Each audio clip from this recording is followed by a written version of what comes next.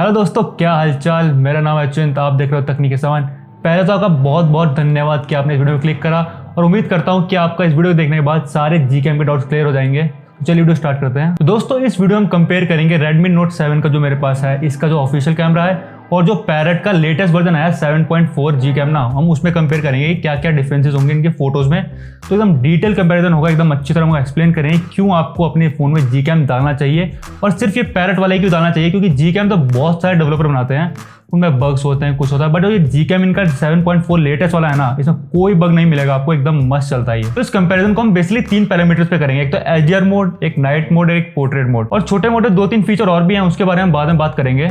चलिए वीडियो शुरू करते हैं। तो सबसे इंपॉर्टेंट जो कैमरा फीचर वो होता है सेल्फी। तो सेल्फी टेस्ट तो बनता ही है, तो इस कंपटीशन को हम स्टार्ट करेंगे। पहले हम सेल्फी टेस्ट लेंगे इसका।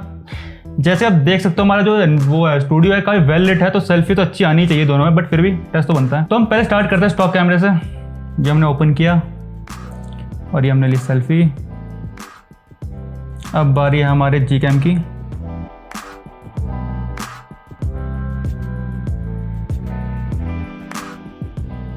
चलिए अब साइड बाय साइड कंपेयर करते हैं अपने गैलरी में।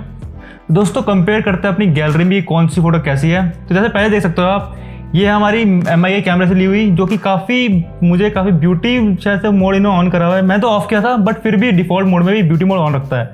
देख सकते हो काफ़ी वाइटिश सी फोटो है, बट जीकेएम में देख सकते हो क्या डिटेल्स हैं दाढ़ी में, और एकदम आईब्रोज के बाल तक दिख रहे हैं क्लियर, और एकदम कलर जो है नेचुरल जो मैं स्किन टोन है वही इन्हें कैप्चर किया है। तो इस सेल्फी टेस्ट में जीकेएम जीता। तो अब चलते हैं नेक्स्ट स्टेप पर। तो चलो दोस्तों बात करते हैं नाइट मोड की, जिसके लिए गूगल कैमरा बहुत फेमस है। जिन लोगों को नहीं पता, जो सबसे पहले नाइट मोड लाया था ना, वो लाया था गूगल कैमरा। तब ये ट्रेंड स्टार्ट हुआ, फिर और कंपनीज आने लगी, फिर आईफोन भी लाया, तो सब ट्रेंड स्टार्ट हुआ था।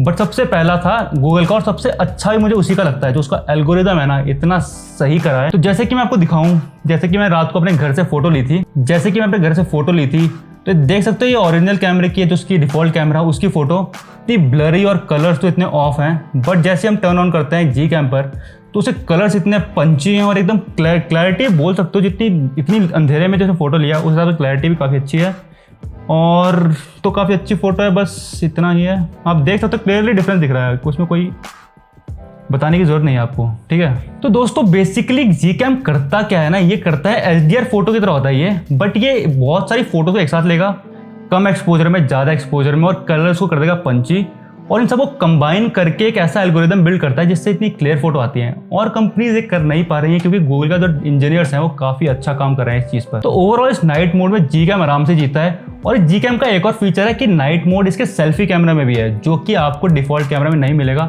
तो उसका टेस्ट करना ही बेकार है फिर तो चलते हैं अब नेक्स्ट टेस्ट पर, जो कि है एचडीआर। डिफॉल्ट कैमरे में सिर्फ आपको एचडीआर मिलेगा, बट जो गूगल कैमरा है, जैसे पिक्सल में होता है एचडीआर और एचडीआर प्लस।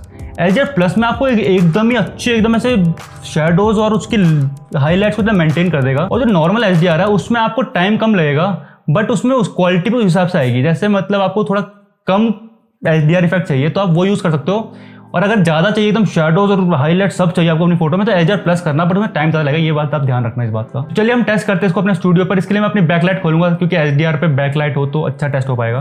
तो लाइट हो चुकी है ऑन, चलो अपना काम करते हैं। हम सेल्फी टेस्ट करते हैं पहले डिफॉल्ट कैमरे से।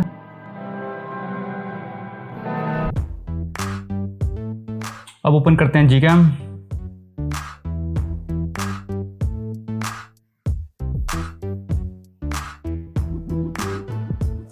और अब साइड बाय साइड कंपेयर करते हैं दोनों फोटोज को। तो जैसे कि आप देख सकते हो डिफॉल्ट कैमरे की फोटो है, जो कि एकदम फेड आउट हो चुकी है। मेरे टी शर्ट का कलर बिल्कुल ये नहीं है, व्हाइट कर दिया इसने कलर एकदम, और पीछे लाइट भी काफी ब्लोन आउट हो चुकी है। जैसे कि आप देख सकते हो जीकेएम में जो कलर इसने काफी मेंटेन अच्छे किया है, मेरे टी शर्ट का जो कलर है वही आ रहा है, और स्किन टोन के कलर काफी अच्छे मेंटेन किए हैं, और जो पीछे बैकग्राउंड में लाइट है उसको भी काफी मतलब कम कर दिया, मतलब हाईलाइट और शेडो काफी अच्छा मेंटेन किया है। इसलिए मैं बोलता हूँ कि जीकेएम का जो एचडीआर मोड है ना, एचडीआर प्लस, वो काफी ज्यादा अच्छा है। तो एचडीआर मोड आप तब ले सकते हो जैसे आपका सब्जेक्ट है और उसके पीछे सनसेट हो रहा है, तो आपको आपके सब्जेक्ट की फोटो भी काफी ब्राइट करनी है, चेहरा को ब्राइट रखना है, तो एचडीआर काफी काम आता है सिचुएशन में।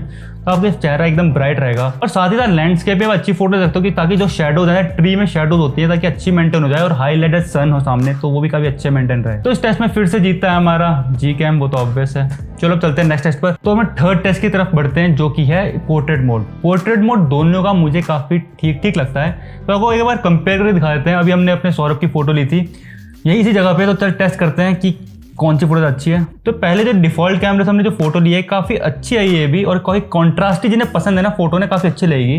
देख सकते हैं एज डिटेक्शन भी काफ़ी अच्छा है, डिटेल भी काफ़ी मेंटेन किया है इसने इसमें। और एक दूसरी फोटो है ये Gcam की, इसने काफ़ी प्लेन कर दिया फोटो ना, हमारे शेडोज़ और हाईलाइट जो इसका करता ही है HDR वर्क इसका वो करा है इसने। और इसका भी पोर्ट्रेट मोड काफ़ी अच्छा है, एज डिटेक्शन काफ़ी अच्छी है। बट इसका एक फ़ायदा ये है कि आप जैसे देख सकते हैं 2 फोटो लेता है नीचे ना, तो 2 फोटोज लेगा। आप इसमें ब्लर भी एडजस्ट कर सकते हो, सेटिंग में जाकर जैसे गूगल फोटोज़ की ब्लर एडजस्ट होता है इसमें। जो एकदम ज़्यादा चाहिए DSLR वाला खतरनाक है तो ज़्यादा कर दो, नहीं तो कम कर दो, वो आपकी मर्ज़ी है। बट ऐसा आप उसकी फ़ोटोज़ में नहीं कर पाओगे जो डिफ़ॉल्ट कैमरा है, तो इसमें भाई एक फ़ायदा मिल जाएगा आपको। बाकी मुझे दोनों फोटो अच्छी लगी हैं, पर्सनल प्रेफरेंस आपकी जो आपको अच्छा लगे। और दोनों में एक अच्छी चीज़ है वो है पॉप का फीचर। MI वालों की गैलरी में होता है उनकी फ़ोटोज़ के लिए, और गूगल वाले अपने गूगल फोटोज़ में करते हैं पॉप फीचर।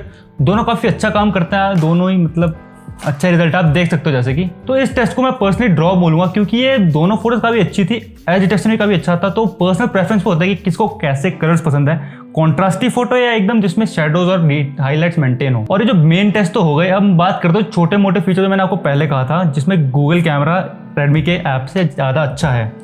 तो पहला है वो है रॉ। इसमें आप रॉ फोटो खींच सकते हो, जैसे कि रॉ फोटोज होता है जैसे आपको पोस्ट प्रोडक्शन में अगर आपको एडिटिंग वगैरह ज़्यादा करते हो फोटोज़ का, तो इसमें जो डिटेल रहती है मेंटेन रहती है फोटो में। और जैसे आप अगर जैसे क्लाउड्स की फोटो ले रहे हो और जैसे ब्लू आउट होगी एकदम, तो आप उसमें ब्राइटनेस कम करो तो क्लाउड्स आपको दिखने लग पड़ेंगे। बट जब JPEG होती है ना उसमें ऐसा नहीं होता, तो ये आपको Gcam फीचर देता है। बट ये एकदम DSLR जैसा क्लियर फोटो नहीं लेता है, थोड़ी इसमें है भी कमी। और जो रॉ फाइल का साइज होता है ना काफ़ी बड़ा होता है, इसका बहुत बड़ा ड्रॉबैक है क्योंकि मोबाइल फोन से जगह काफ़ी कम रहती है। और अगर आप रॉ फाइल स्टोर करने लोगे तो 15-15 MB की एक फाइल होगी, तो आपकी स्टोरेज बहुत जल्दी बढ़ जाएगी। तो इतना मुझे कोई फ़र्क नहीं लगा, आप JPEG में भी लोगे तो मैं इसे इतना मैं बता रहा हूँ बस कि ये फीचर है। और इसमें एडिट करने में बहुत दिक्कत होती है, जैसे कि आप लाइट रूम में अपनी फोटो एडिट करते हो मोबाइल लाइट रूम में, तो बोलता है प्रीमियम फीचर में ही एडिट कर पाओगे आप रॉ फोटो। और अगर आपको फ्री करना है ना तो स्नैपसीड आप गूगल का जो स्नैपसीड है उसमें कर सकते हो आराम से, वो हमें कोई दिक्कत नहीं आएगी, वो आप देख सकते हो अपने आप। तो एक और जो फीचर है वो Gcam का काफ़ी इनोवेटिव था, वो मैंने किसी और कैमरा ऐप में नहीं देखा, जो कि है 360 फोटो ले सकता है ये। जैसे कि आप कोई ऐसे मॉन्यूमेंट देखने गए, आपको दिखाना है कि पूरा उसको सराउंडिंग दिखानी है, तो आप ऐसे खड़े होकर आप फोटो ले सकते हो, उसका ऐसे घुमाकर फोटो पूरा एक उसमें प्रोसेस है। तो जैसे कि आप स्क्रीन में देख सकते हो पूरी 360 फोटो मैंने ली अपने घर के छत से, तो काफ़ी अच्छी चीज़ है। बट इसमें थोड़े आपको एकदम ध्यान देना पड़ेगा, आप एकदम जैसे ये बोल रहा है वैसे ही करना, नहीं तो थोड़ी शेकी इमेज आती है। जैसे आपने पैरानॉर्मल लिया होगा, आप हल्का सा भी हिलाओगे तो काफ़ी शेकी इमेज आती है, वैसे होता है इसके साथ भी। तो काफ़ी अच्छी फोटो, टेक्नोलॉजी काफ़ी अच्छी है, फोटो भले ही अच्छी ना इतनी। तो ये तो रही स्टिल फोटोग्राफी की बात। अब आते हैं वीडियोग्राफी में। वीडियोग्राफी में पर्सनली मैं प्रेफर करता हूँ डिफ़ॉल्ट कैमरा इनका, क्योंकि ये एकदम कंपनी ने वेल ऑप्टिमाइज़ किया है इनके कैमरास के लिए। जो Gcam है ना वो डेवलपर्स ने इतना भी ऑप्टिमाइज़ नहीं कर पाए वीडियो के लिए, चाहे कोई सा भी Gcam उठाकर देख लेना आपको इतनी अच्छी क्लैरिटी नहीं मिलेगी, ना उनकी स्लो मोशन में ना नॉर्मल में। और कई Gcam में तो स्लो मोशन काम भी नहीं करते, बहुत रेयरली Gcam होते हैं जिनमें स्लो मोशन काम करते हैं। तो ये वाला है ना जो मैं लिंक दूंगा, इसमें सब काम करेगा मजे में आपके, तो आप टेंशन मत लेना। तो दोस्तों Gcam जो है ना ये बहुत सारे डेवलपर्स ने अलग अलग बनाया है, या आप एक्सपेरिमेंट कर सकते हो कि आपके टेस्ट के हिसाब से कौन सबसे अच्छी फोटो देता है और किस में कम से कम बग्स हैं। जो मैंने यूज़ किया है 7.4 पैरेट, जो लेटेस्ट है पैरेट वालों का, वो मेरे लिए अच्छा है, तो मैं उसे यूज़ कर रहा हूँ। मैं लिंक दे दूंगा उसको डिस्क्रिप्शन में, और मैं वेबसाइट भी डाल दूंगा जिसे मैं डाउनलोड करता हूँ। मैं टेलीग्राम का लिंक भी डाल दूंगा डिस्क्रिप्शन में, जहाँ ग्रुप ज्वाइन कर सकते हो, जहाँ लोग सारे इसी चीज़ के बारे में बातें करते रहते हैं। Redmi Note 7 कैसे अच्छी फोटो लाएं, या क्या कौन सा Gcam यूज़ करें, कौन सी इसमें सेटिंग्स डालें, तो वो ग्रुप ज्वाइन कर सकते हो और अपनी फोटोग्राफी स्किल्स को बढ़ा सकते हो। और जो मैंने जो फ़ोन यूज़ किया Redmi का, थोड़ा सस्ता फ़ोन है इसलिए इसमें थोड़ा Gcam तो स्लो चलता है। अगर आप हायर एंड फोन्स में जैसे OnePlus में Gcam डालोगे ना, वहाँ आपको स्मूथ एक्सपीरियंस मिलेगा और तो कैमरा क्वालिटी भी काफ़ी अच्छी आएगी। तो आप उनमें ट्राई कर सकते हो और कंपेयर कर सकते हो कि कौन सा अच्छा आपका डिफ़ॉल्ट है या Gcam है। तो फ्यूचर में भी एक वीडियो लाएंगे पिक्सल रोम की, जिसमें हम Redmi फोन्स में आपको डालना सिखाएंगे कितनी आराम से आप Redmi फोन में पिक्सल रोम डाल सकते हो, और उसमें Gcam आपको इनबिल्ट मिलेगा, जो कि काफ़ी अच्छा काम करता है एकदम स्मूथली, क्योंकि डेवलपर्स ने उनके एकदम सिस्टम में डाला हुआ कैमरा। ठीक है, तो वीडियो आपको जल्दी चैनल पे दिख जाएगी। तो उस वीडियो को देखने के लिए और बाकी अदर वीडियो को देखने के लिए, ऐसी अच्छी Redmi के ऊपर या और भी टॉपिक्स जो टेक में हम कवर करते हैं वो देखने के लिए चैनल को सब्सक्राइब जरूर से कर लेना, और उस बेल आइकन को भी ज़्यादा से दबा देना ताकि आपको नोटिफिकेशन सबसे पहले मिल सके। तो कमेंट सेक्शन में जरूर बताना कि आप Gcam पहले से यूज़ करते थे, इस वीडियो को देखने के बाद यूज़ करना स्टार्ट करोगे, और क्या आप खुश हो Gcam के रिजल्ट से या अपने पुराने कैमरे से ही खुश हो आप। तो बस दोस्तों इस वीडियो के लिए इतना ही। अगर आपको वीडियो इन्फॉर्मेटिव लगी हो और थोड़ी नॉलेज मैंने आपको प्रोवाइड की हो तो इसे लाइक ज़रूर कर देना। तो मिलते हैं नेक्स्ट वाली वीडियो में। जय हिंद दोस्तों।